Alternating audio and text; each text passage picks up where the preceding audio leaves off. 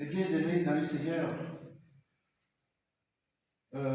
nous sommes dans la semaine de rogation vers l'ascension de notre Seigneur Jésus-Christ, et qui se fait cette semaine. Et toute la semaine dans laquelle nous allons entrer, c'est la semaine de la rogation. Et vous savez, cette semaine, c'est une semaine de jeûne et une semaine de prière. Et comme nous l'avions dit tantôt, que chacun prenne ses dispositions et veille à ce que cette semaine soit une semaine de bénédiction pour nous tous. Et nous allons vers la Pentecôte, et vous savez que ce serait la semaine prochaine. Nous allons vers les Pentecôtes. Et ce que revêt le Pentecôte pour les apôtres, la suite des apôtres et toute l'Église chrétienne, vous le savez. Et j'invite tout et chacun à rester dans le recueillement et dans la prière, dans l'attente du Consolateur, dans l'attente de l'Esprit Saint, qui est le témoin vivant du Christ, le témoin de tous les martyrs, le témoin de tous les apôtres, le témoin qui fortifie tous ceux qui entrent dans l'Église de Dieu, et qui est l'Esprit qui vivifie et qui maintient l'Église, debout dans l'attente de la parousie du Christ dans son merveilleux médium. Voilà, mes bien-aimés dans le Seigneur. Les messages d'aujourd'hui que nous avons dans l'Ancien Testament, c'est un message qui s'adresse à nous chrétiens. Nous chrétiens qui devons voir la vie, qui devons voir ce que les autres font et rester en marche et rester en dehors. Le Seigneur nous dit ce matin que dans le sang de l'homme réside la vie et que l'homme ne doit pas toucher au sang, l'homme ne doit pas manger le sang.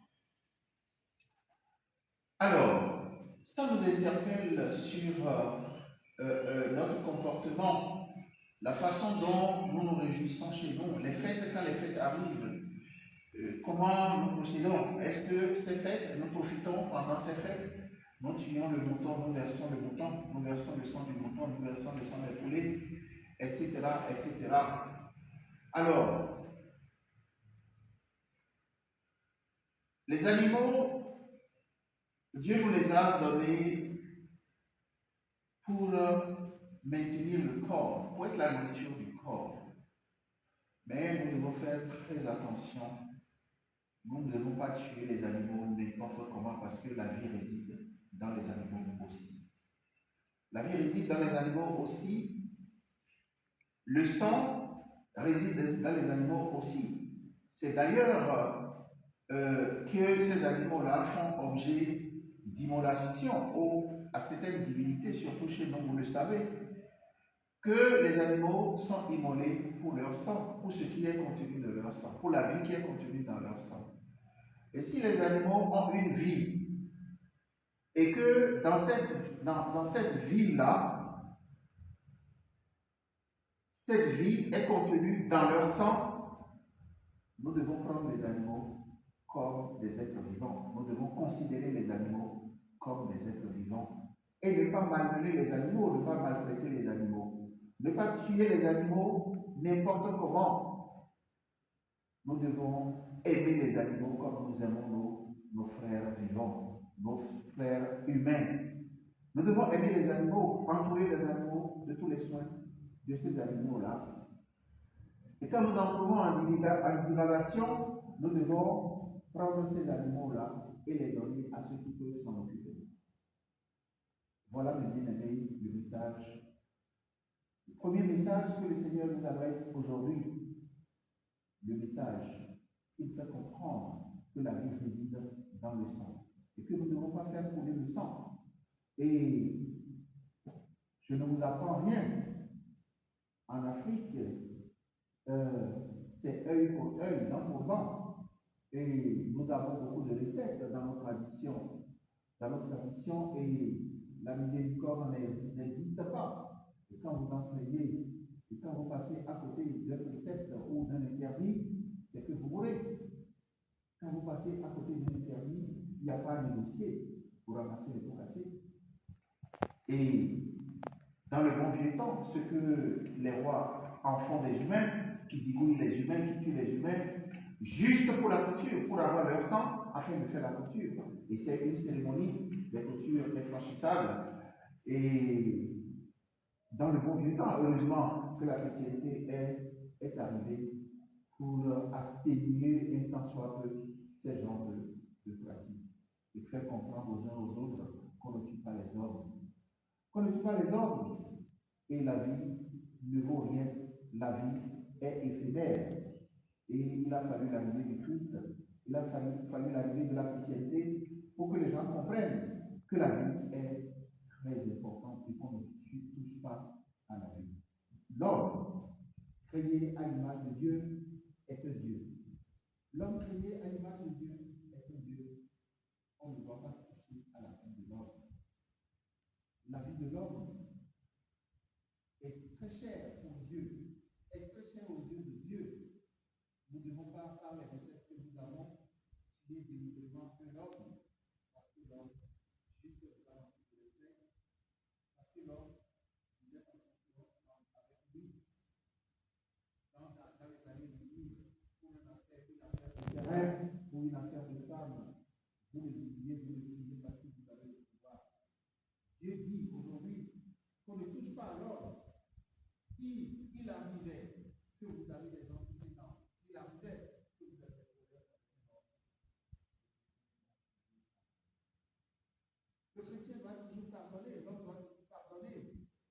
L'homme doit toujours faire preuve de miséricorde. Parce que Dieu fait tous les jours preuve de miséricorde envers nous. Pourquoi nous n'allons pas faire preuve de miséricorde envers notre ami? Pourquoi nous n'allons pas faire preuve de miséricorde quand quelqu'un nous offense? Quand quelqu'un tape notre enfant?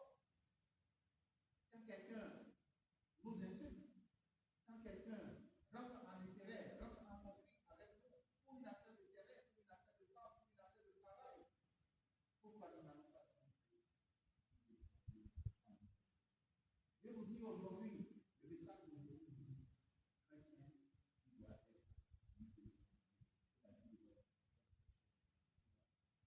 Pardonnez, pardonnez sans arrêt, pardonnez sans condition. D'ailleurs, le Christ dit, quand on vient demander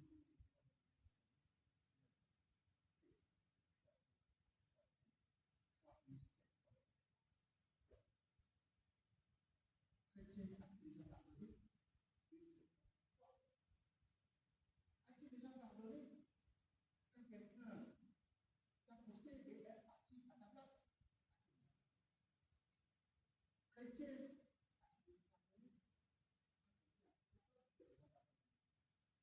chrétien, as-tu pardonné? Non, le Christ dit, le message dit,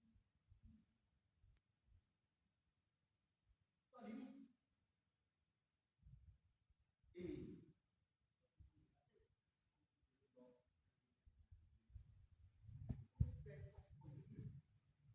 nous lui devons respect, nous devons rester à l'homme. Nous ne touchons pas à l'homme. Nous ne devons pas être en affront avec un homme chrétien.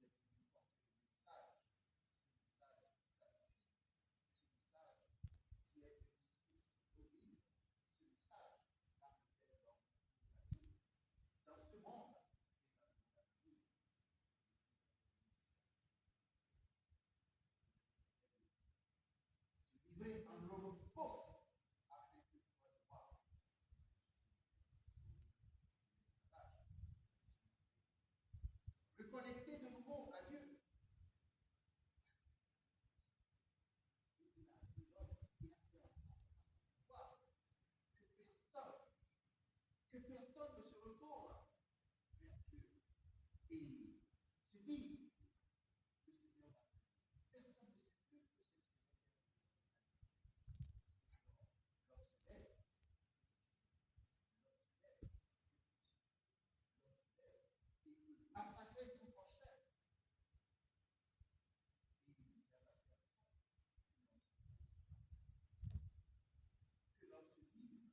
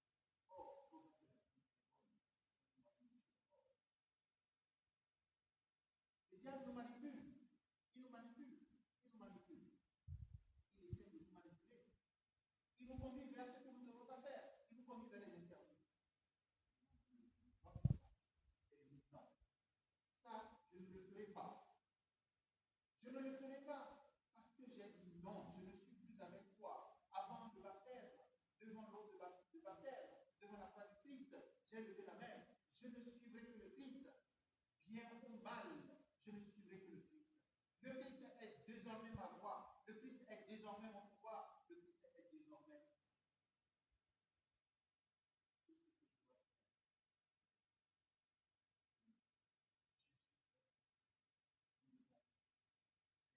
faire. Nous devons faire quoi qu'il fasse.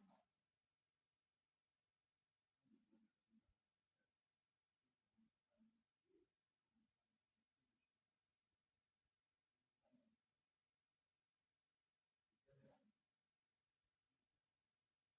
Et vous dites avec une puissance et de façon très rapide, et vous le dites dans le cœur, sans arrêt, et vous le dites dans le cœur. Oh, il banalise. Il vous fait banaliser même dans le cœur, il vous dit dans le cœur, il banalise.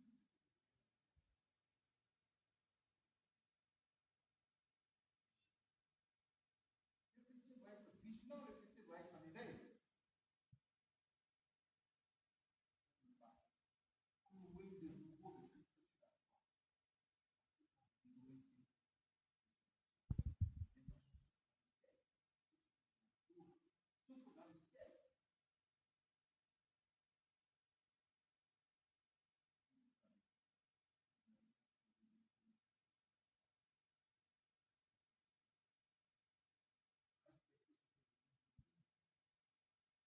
Ça arrive,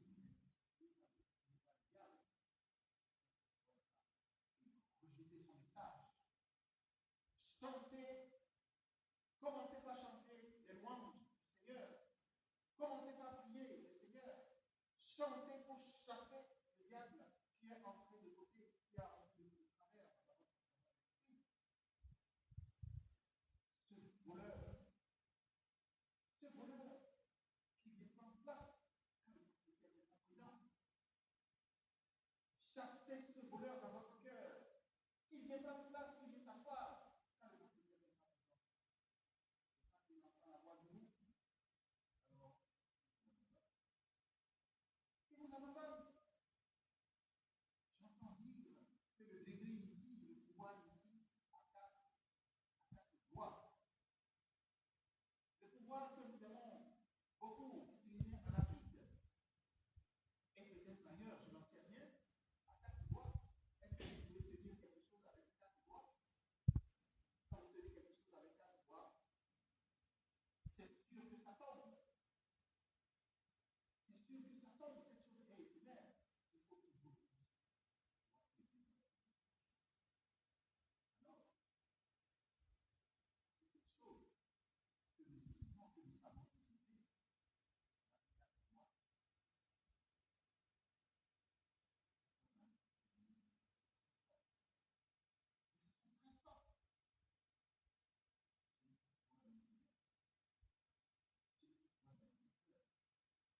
Celui qui a le pouvoir de réveiller l'homme, comme le Christ a réveillé la table.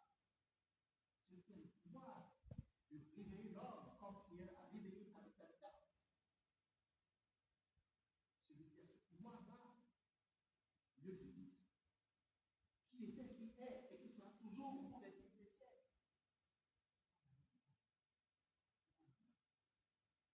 Pourquoi ne sommes pas conscients que celui-là, il est, il était, et il est.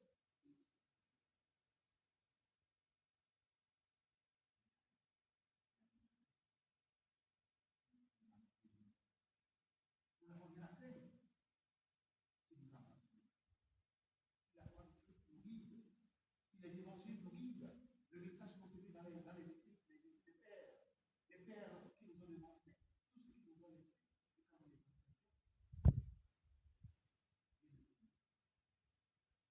si l'Esprit Saint est en nous, si l'Esprit Saint demeure en nous,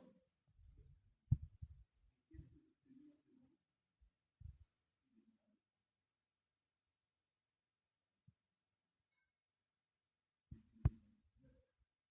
Voilà.